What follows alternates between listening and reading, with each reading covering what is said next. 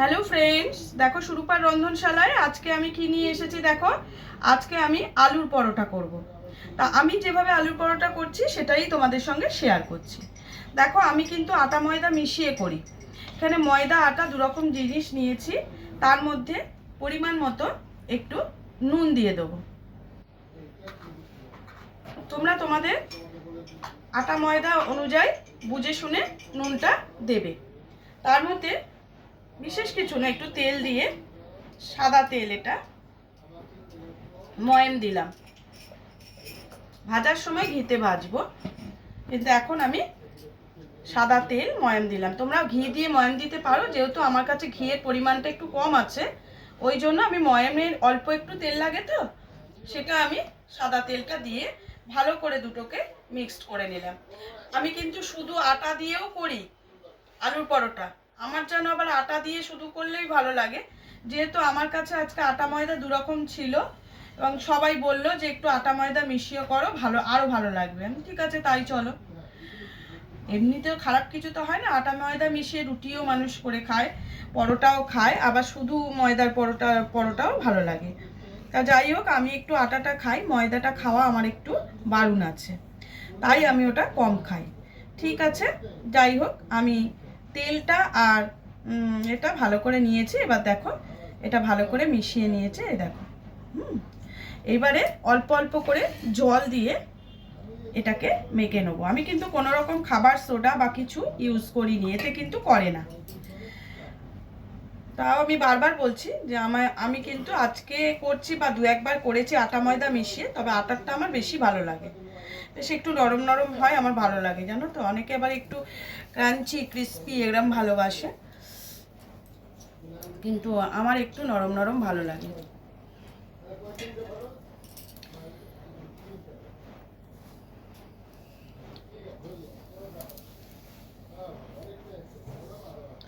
অল্প অল্প করে জল দিয়ে ভালো করে ডোটাকে তৈরি করে নিতে হবে।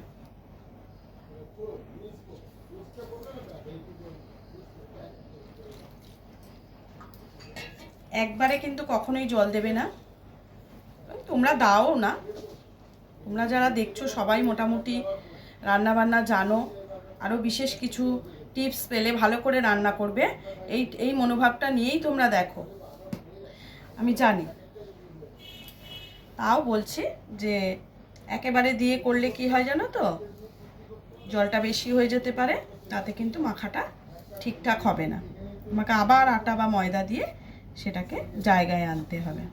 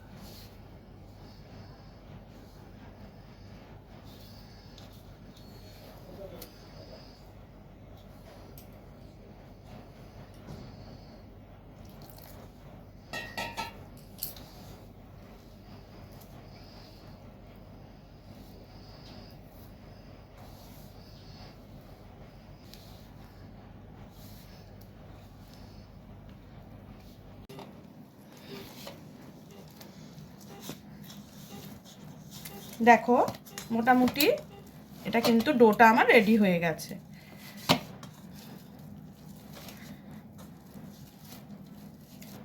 দেখো দেখো, এক সুন্দরভাবে আঙুল ঢুকে যাচ্ছে, দেখতে পাচ্ছ তো, খুব সুন্দরভাবে ডোটা আমার রেডি হয়ে গেছে। এবার এটাকে সরিয়ে রাখছি একটা থালা, এর ওপরে চাপা দিয়ে দেবো। অবশ্যই এই থালাটা দেওয়া যাবে না, 1 মিনিট। এখানে দেখো আলু নিয়েছি, আলুর পরোটা হবে তো, আলু নিয়েছি।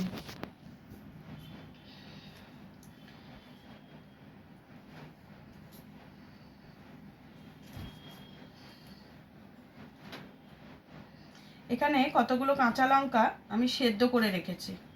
এই সেদ্ধ করা কাঁচা লঙ্কাগুলো খানিকটা এর সাথে মাখবো।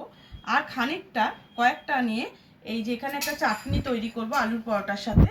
দেখো ধনেপাতা নিয়েছি, এখানে কাশ্মীরি গোটা লঙ্কা নিয়েছি দুটো, আর এখানে কাঁচা লঙ্কা বড় বড় দেখে দুটো নিয়েছি, লেবু নিয়েছি, আর নিয়েছি বাদাম, আর নেব আদা। আদাটা নিতে ভুলে গেছি গো, আদা নিতে হবে। নিয়ে সবগুলো একসঙ্গে বেটে একটা চাটনি তৈরি করব, যেটা আলুর পরোটার সঙ্গে খাওয়া হবে। এবার যদি কেউ সবজি চায় তো আলুর দম আছে, সেটা আমি দেব। আর এই আলুটাকে এবার আমি একটুখানি ওই গ্রেট করে নেব। দেখো আলুটা আমি একটু গ্রেট করে নিচ্ছি। তোমরা হাত দিয়ে চটকেও নিতে পারো, আমি একটু গ্রেট করে নিচ্ছি। তাতে কি হয়, ভেতরে কোনো অংশ শক্ত থাকলে সেটা কিন্তু ম্যানেজ হয়ে যায়।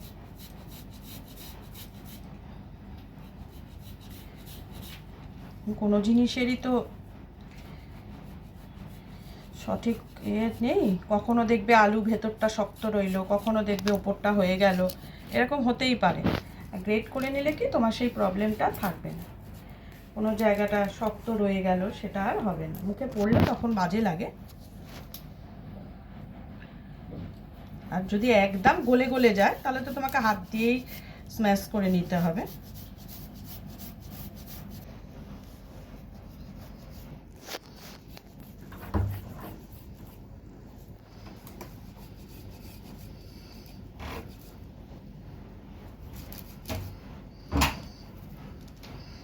দেখো পুরো আলুটা কিন্তু আমার রেডি হয়ে গেছে। এবারে এখানে যে লঙ্কাটা নিয়েছিলাম সেই লঙ্কাটা এখানে ভালো করে এই দেখো কি সুন্দরভাবে মিশে গেল, এই জন্য সেদ্ধ করে নিয়েছিলাম।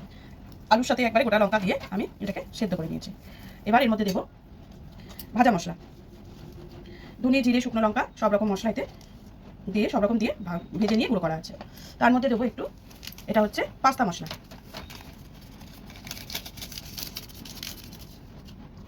দেবো পরিমাণ মতো নুন।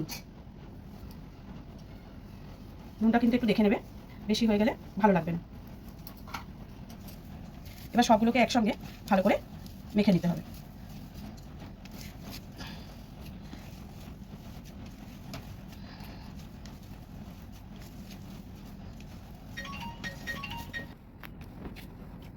দেখো ভালো করে আলুটা মাখা হয়ে গেছে, নুনটা কিন্তু তোমরা অবশ্যই চেক করে নেবে। এতে একটু ধনে পাতা দেবো আমি, হ্যাঁ পরিষ্কার করেই রাখা আছে।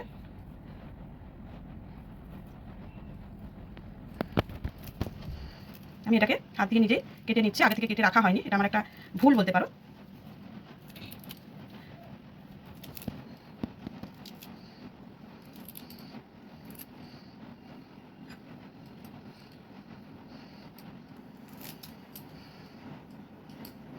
দেখো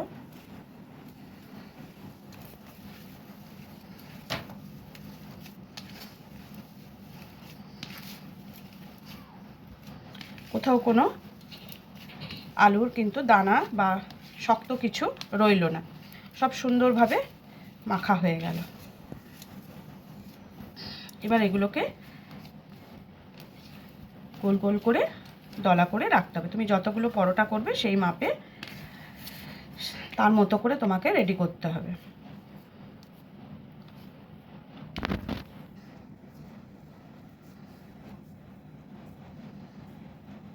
এইভাবে প্রত্যেকটা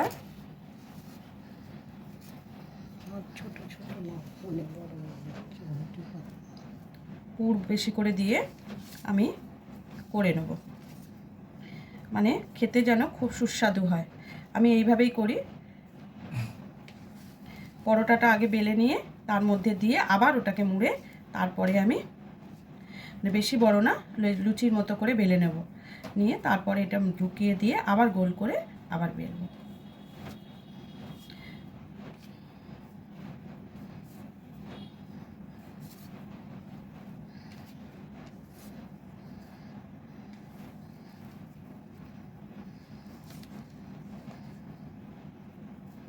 অল্প অল্প করে ঘি দিয়ে ভাজবো, আমি কিন্তু খুব চপচপে করে ভাজি না, কারণ বেশি তেল ঘি সকলের শরীরের জন্যই খারাপ।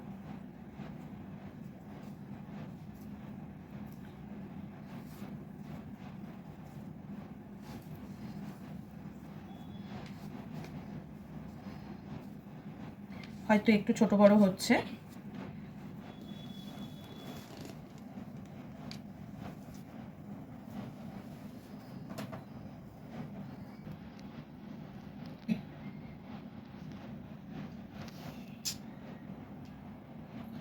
দেখো আমার আলুর পরোটার আলু রেডি হয়ে গেছে।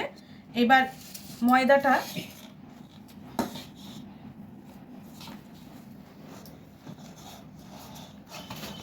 কেটে নিয়ে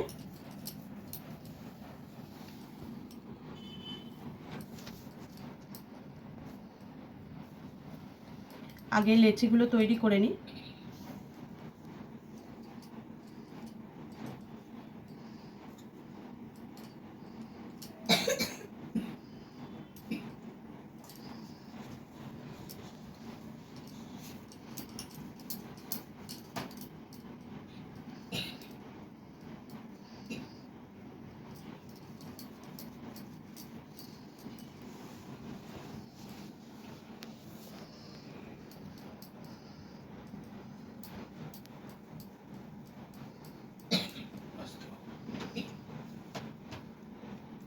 কি হয়েছে রে বাবু, জল খা। আমি কিন্তু এইভাবে এটা করি না, আমি এটা তোমাদের রান্নার সময় করে দেখাবো, তখন দেখো। হ্যাঁ, কারণ এইভাবে আমি করি না, আমি বেলে নিয়ে করি। আমি মোটামুটি এখানে 2, 4, 6, 8, আমি 8টা লেচি 10টা তৈরি করে নিচ্ছি। তারপর বাকিটা যতটা লাগবে ততটা আমি রেডি করে নেব।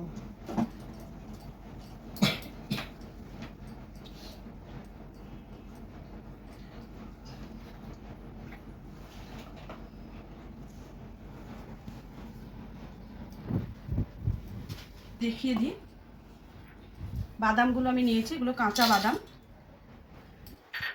তার সঙ্গে এই যে ধনে পাতাটা দিয়ে দেব,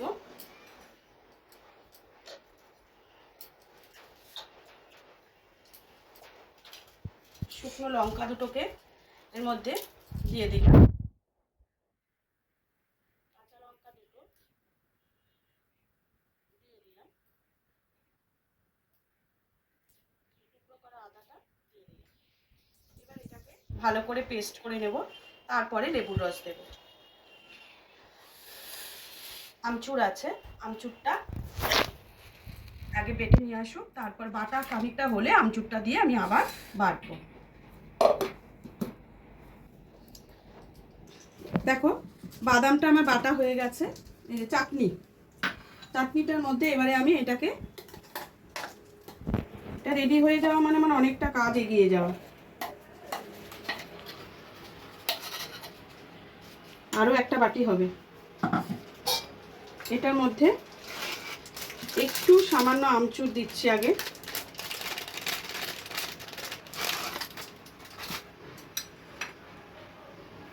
আর একটু অল্প করে পাতিলেবুর রস। এবারে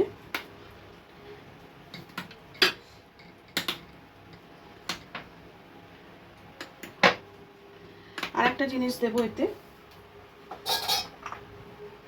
একটু চিলি ফ্লেক্স দেবো।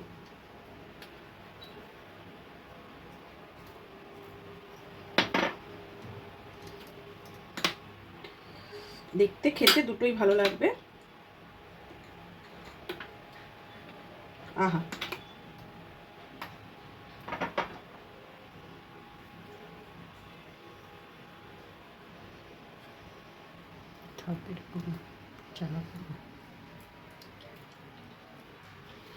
রেডি হয়ে গেল চাটনি। এইবারে পরোটাটা শুরু করব। দেখো এবারে এটাতে একটু আটা দিয়ে দিচ্ছি, দিয়ে এবার এটাকে আগে খানিকটা বেলে নেব।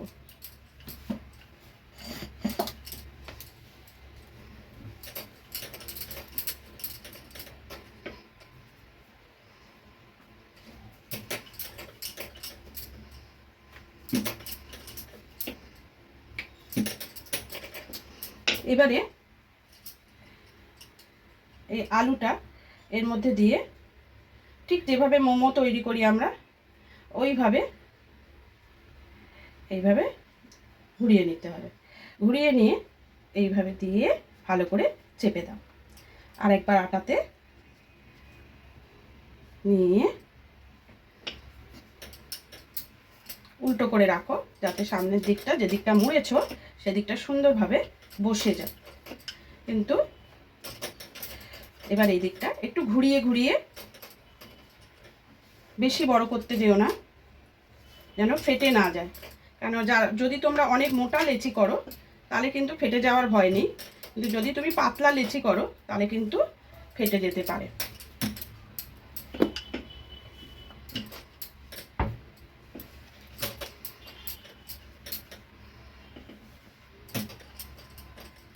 এইভাবে সুন্দরভাবে ঘুরিয়ে ঘুরিয়ে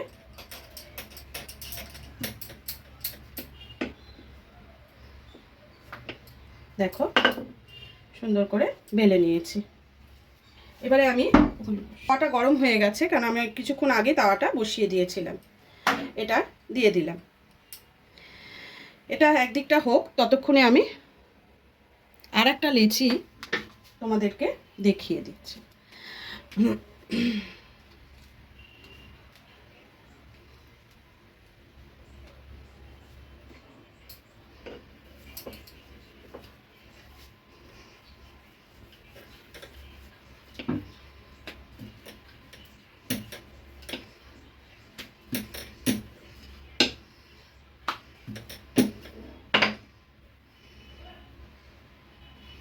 ঠিক একই প্রসেসে এইভাবে শাড়ি কুচি দেওয়ার মতো করে দিতে দিতে যাও, দিয়ে যেরকমভাবে আমরা মোমোর পাক দিই ওইভাবে আবারও এইভাবে দিয়ে এইভাবে উল্টো করে রেখে আগে খানিকটা বেলে নাও। তবে বারবার বলে দিচ্ছি, ঘুরিয়ে আস্তে আস্তে বেলবে, নাহলে অন্য দিক থেকে ফেটে যেন বেরিয়ে যায় না। এবারে একটু উল্টে নাও, দেখো এখানটা বসে গেছে। এবারে চারদিকটা সমান করে আস্তে আস্তে ঘুরিয়ে ঘুরিয়ে বেলে নাও। অলরেডি আমি একটা বসিয়ে দিয়েছি, আর একটাও আমি রেডি করে ফেললাম। চাটনির সাথে গরম গরম এই পরোটা খেতে কিন্তু অসাধারণ। দেখো এটা একদিকটা হয়ে গেছে,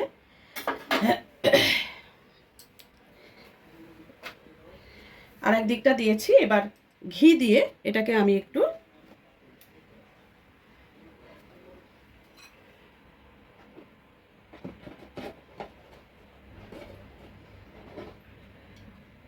অল্প করে ঘি দেব, আমি কিন্তু বেশি ঘি ব্যবহার করব না।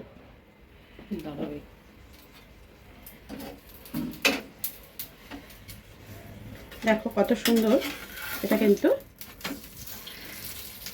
দেখো সুন্দরভাবে ফুলে উঠেছে। এভাবে দুটো দিক ফুলে উঠলেই, সুন্দরভাবে সেঁকা হয়ে গেলেই তোমার পরোটা কিন্তু আলুর পরোটা রেডি। আঁচটা একটু বাড়িয়ে দিলাম।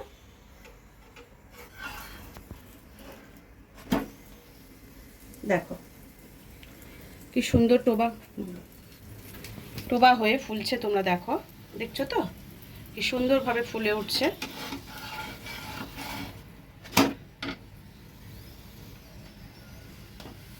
এরকম সাইডগুলো একটু চেপে চেপে ভেজে নেবে, তাহলে দেখবে সুন্দরভাবে ভাজাটা হবে।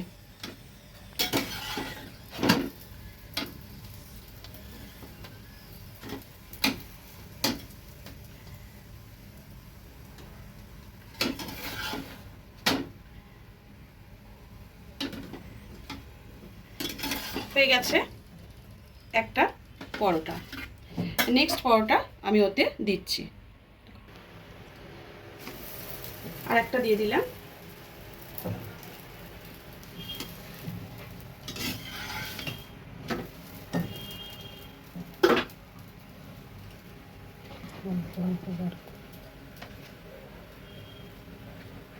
আমি কিন্তু খুব বেশি ঘি এতে ব্যবহার করব না।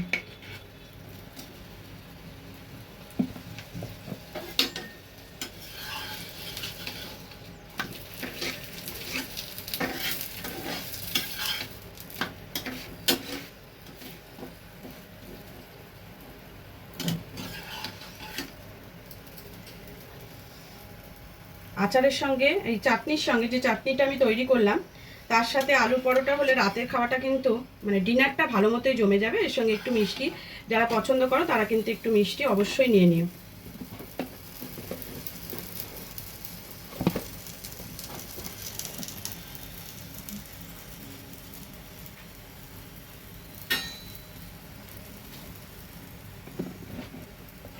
দেখো এরকম ফুলে উঠছে।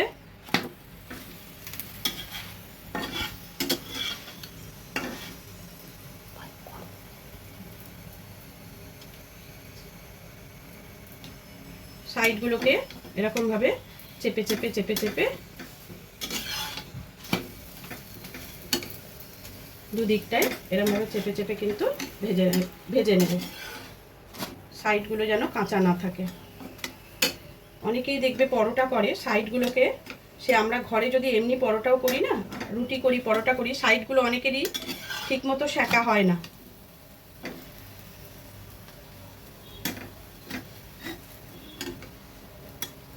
দেখছো কত সুন্দরভাবে ফুলে উঠছে। তাহলে আমার রেডি হয়ে গেল সুন্দরভাবে আলু পরোটা।